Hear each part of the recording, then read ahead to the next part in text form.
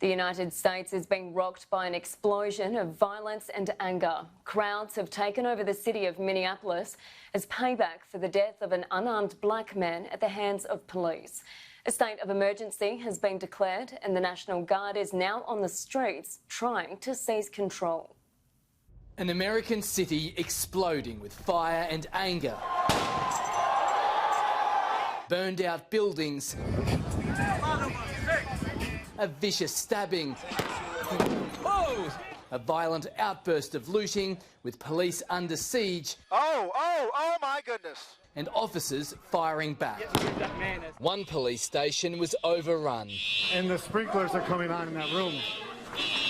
Officers had to flee as the invaders set fire to the building. I can't breathe! I can't breathe! It was almost a victory celebration of conquering the symbols of power. It was rioting provoked by race, the death of a black man at the hands of a white policeman. But the furious response had mostly no racial borders. White and black Americans together as they took to the streets. Holy Christmas. Oh boy.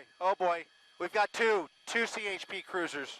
And targeted the home of patrolman Derek Chauvin, the man who knelt on the neck of local man George Floyd, an act that killed the black security guard.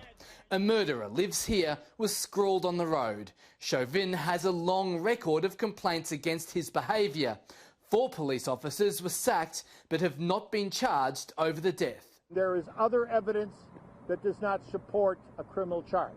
You have every absolute right to be angry. However, you have no right to perpetrate violence and harm on the very communities that you say that you are standing up for. The initial lack of action, though, sparked the boil-over. Buildings set alight and the doors and windows of stores smashed in, as the anger transformed into a looting free-for-all. Okay, we are now moving back. This is what's been happening ever since the police have disappeared. Chaos is continuing, the looting is ongoing. Now they've set this car on fire.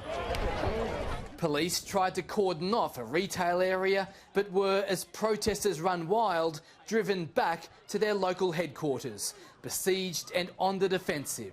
My cameraman and I started reporting from arm's length, but in minutes we're at the very heart of violence, fuelled by the stabbing near us of a black protester. It was a young white man who stabbed a young black man. That's really got the crowd aggro. Now, the only reason he is still there is someone has actually accosted him and he's holding him there at gunpoint, hoping the police will arrive. Here come 4 police cars. It is really, this is the first time we've seen police all morning in hours. They have not been game to come down here, obviously with the tensions. Here we go, things are starting to be thrown at the police officers as they deal with this guy. He's already had eggs thrown at him. More objects are coming in.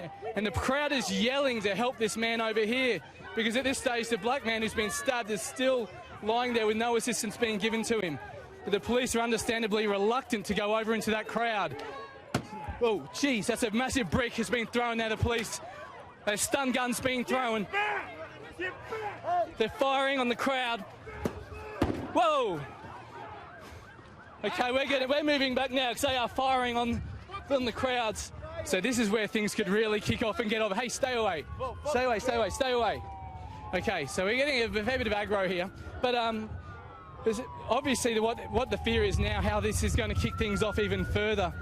They're now picking this man up. They're taking the stabbing victim away, obviously to try to get him to hospital.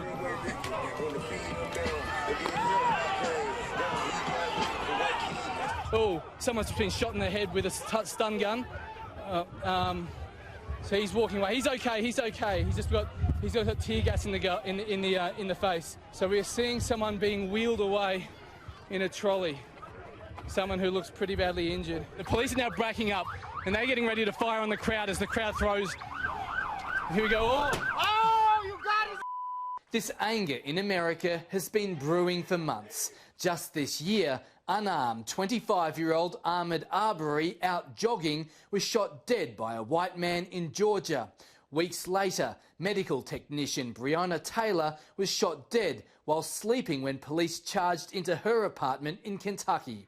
Today's backlash was not confined to Minneapolis. I breathe just like you, and when it's Judgment Day, you're going to be judged just like me. There was rioting and street protests in Denver. Roads were blocked, one driver slamming straight through. Watch out!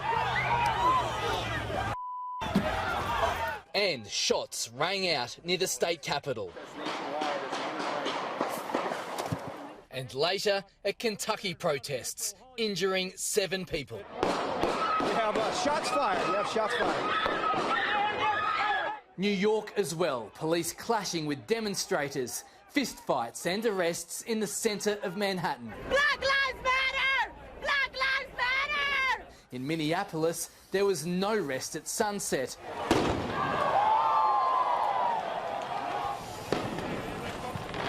The burning and the looting raged on.